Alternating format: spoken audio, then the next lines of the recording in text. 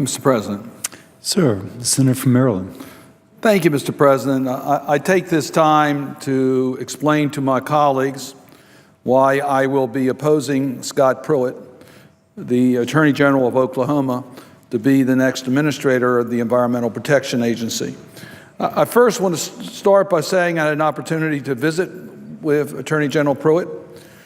He is a person who wants to serve our country, and we very much appreciate that. He has a distinguished career in public service, and we appreciate his willingness to continue to serve at the national level. My reason for opposing his nomination is because he has opposed most of the missions of the Environmental Protection Agency. As the Attorney General of Oklahoma, he has filed numerous lawsuits that would compromise the ability of the Environmental Protection Agency to protect our environment. I come to this debate acknowledging that there are national responsibilities to protect our environment. The United States must also be engaged in global leadership as it relates to our environment. The people of Maryland want clean air. The people of Maryland want clean water. No state can guarantee to its citizens that its air will be clean or that its water will be safe. These issues go well beyond state boundaries. Mr. President, they go beyond national boundaries. It is for that reason we need an administrator of the Environmental Protection Agency that will lead our nation both in the appropriate controls and regulations to protect our air and water, but also work in the national, from our country in regards to the global efforts to protect our environment for future generations. Let me talk about the issue of climate change. Climate change is one of the greatest threats of our times. We know that this year, according to the NASA, they looked at the temperature rise in 2016 and found it to be the hottest year ever recorded. We know that something's happening in regards to global climate change. It is affecting so many different areas. We have eroding shorelines that our constituents see. We have major military installations located along our coast that are at risk as a result of rising sea levels from ice melt. And we have populations that are at risk in the United States. Let me just give you one example, if I might. Smith Island, Maryland. It's a very proud community. It's a community that historically has been one of the strongest in regards to watermen and dealing with the fruits of the Chesapeake Bay. It's a proud community, and it's in danger of disappearing because we have sea level rises resulting from ice melting from climate change. So we know that there is a problem developing that we need to deal with. It's affecting our economy. In my state of Maryland, the seafood industry is concerned about the future of the blue crab crop. They know that juvenile crabs need seagrass in order to be able to be protected and mature into full-grown blue crabs. With water becoming warmer, the future of seagrass is challenged, putting the blue crab at risk. That's just one example. There are many more examples I could give about how it's affecting the economy in my state. It's affecting our ability to enjoy our environment, the recreation itself. And it's certainly providing a real risk in regards to the real estate. We have some very nice real estate located right on the coast or on barrier islands that are at risk of being lost as a result of climate change. We've seen more and more major weather events occur on a much more regular basis, causing billions of dollars of damage and putting lives at risk. So we know that climate change is here. It's happening. The science is pretty clear. But when we asked Attorney General Pruitt his view about the science of climate change, his answer was, and I quote, "far from settled." Well, the science is well understood. What we do here on Earth, the release of carbon emissions, is causing us to have an abnormal warming of our climate. There are activities that we can do to reduce that effect on our climate. We know that. That's what science tells us. We know that we can affect the adverse impacts of climate change if we take action. That's what scientists are telling us. The world came together on this issue in COP21. I was proud to head a delegation of 10 members of the United States Senate as we went to Paris to make it clear to the international community that the United States wanted to be part of a global solution to climate change. For Mr. President, not any one country can reverse the trend line that we're on that is catastrophic.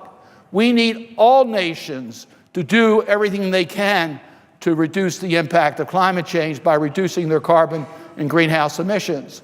That's what the global community needs to do. But we were been unable to get the global community for all countries to live up to their responsibilities.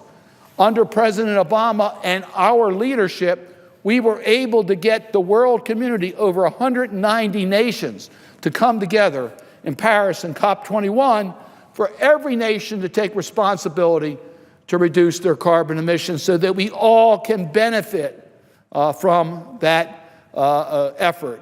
I am concerned as to whether Mr. Pruitt, if confirmed as the EPA administrator, will continue that U.S. leadership. He has not been at all committed to the United States' programs on dealing with climate change, let alone our international responsibilities to lead other countries to do what they need to do. I'll just give you one example. Part of our way of showing the international community that we are serious about the climate issue was the power plant rule issued under the Obama administration. Attorney General Pruitt joined a group in opposing that power plant rule through filing suit against the implementation of that particular law. We need someone who's going to lead on this effort in America and understand that we have responsibilities to lead the international community. We're at great risk from the impact of climate change, and that needs to be understood and recognized by the leader of the Environmental Protection Agency, and I am not convinced that Attorney General Pruitt would do that. Mr. President, I want to talk a little bit about clean air. Maryland has taken pretty aggressive steps to improve the air quality from emissions within the geographical boundary of the state of Maryland. That's what every state should do. But here's the challenge. Maryland is downwind from many other states' emissions. So we are seeing days in which our air quality is below what it should be, not because we haven't taken action, but because we don't have a national policy to protect our clean air. For the health of Marylanders depends on the federal government being aggressive in guaranteeing that all citizens of this country, that steps are taken to protect the air that they breathe. I can tell you the number of children who have asthma that suffer when the air quality is not what it should. It's not only wrong from the point of view that we have an obligation to our children to make sure that we give them the healthiest air to breathe, it's also costing our economy because every day that child stays home, a parent cannot go to work. If they lose their time in school, they're being disadvantaged. If they have to take a day off from summer camp, the parent has to stay home, and it's wasting resources in this country. So for many reasons, we need an administrator of the EPA who's committed to a national effort to make sure that the air we breathe is clean and healthy. Likewise with clean water. Some of us remember when the Cuyahoga River caught fire in 1969. We know that pollution was so bad that you literally could set our rivers afire. Well, we took steps, and it was not partisan. Democrats and Republicans came together with the Clean Water Act, and we recognized that the federal government has the responsibility to protect the quality of our waters, so we have safe, clean water in America. We have been, I think, working to improve the Clean Water Act consistently on a nonpartisan basis. But now we have Supreme Court decisions that challenge what water, in fact, the federal government can regulate. And Congress has not taken steps to clarify that. The administration took efforts to try to clarify that under the waters of the U.S., only to see a court action that put that on hold, in which Mr. Pruitt joined as the Attorney General of Oklahoma, once again slowing down our effort to protect the clean waters of America. Mr. President, I've talked numerous times on the floor of the Congress about the Chesapeake Bay and how proud I am to be a senator from Maryland, one of the 6 states that are in the Chesapeake Bay watershed, along with the District of Columbia. We know that the Chesapeake Bay is a national treasure. It's been so designated by many presidents of the United States. It's the largest estuary in our hemisphere. It contains, the watershed, 64,000 square miles, has over 11,000 miles of shoreline. 17 million people live in the Chesapeake Bay watershed, 150 major rivers, $1 trillion to our economy. And Mr. President, it's part of the heritage of my state and our region. We are proud. It's part of our life. It's part of why people like to live in this region, because they know the Chesapeake Bay makes their life so much more enriched and so much more valuable. The Chesapeake Bay is in trouble. I could talk about it from a technical point of view. It doesn't flush itself as quickly as other water bodies. The historic oyster population is not what it has been. We have to therefore make special efforts to clean up the Chesapeake Bay. Over 30 years ago, almost 40 years now, while I was in the state legislature, when I was Speaker of the House, I worked with a governor, Harry Hughes, and we developed a state program to deal with the Chesapeake Bay. And Mr. President, we did it the right way. We started at the local levels. We got all stakeholders together, the farmers, the developers, the local governments, the private sector, our local governments, the state government. We worked with Pennsylvania, because Pennsylvania is where the Susquehanna River flows, that produces most of the fresh water that goes into the Chesapeake Bay. And we worked with Delaware, and we worked with Virginia. We worked with New York. We worked with West Virginia. And we developed the Chesapeake Bay program that's worked from the local level up. And we get together and determine what is reasonable, what does science tell us that we can do. And we have all the stakeholders sitting around the table as we develop these plans. And they all sign up. Our farmers recognize that clean water will make their agriculture more profitable. They recognize that. Developers understand that we need a clean Chesapeake Bay as part of our ability to develop profitable real estate in our community. These are they're not inconsistent. A clean environment, clean agriculture, a strong agriculture, strong economy are all hand in hand together. It's not a choice between one or the other. We recognize that. That's why the Chesapeake Bay program has never been partisan in Maryland. We've had Democratic and Republican governors who have supported the Chesapeake Bay program. We have legislators who have led this effort on both parties. Senator Mac Mathias, who served as the United States Senator from Maryland, was the champion of bringing the federal government into the Chesapeake Bay program. The program is working. It's making the Bay safer today, but we still have a long way to go.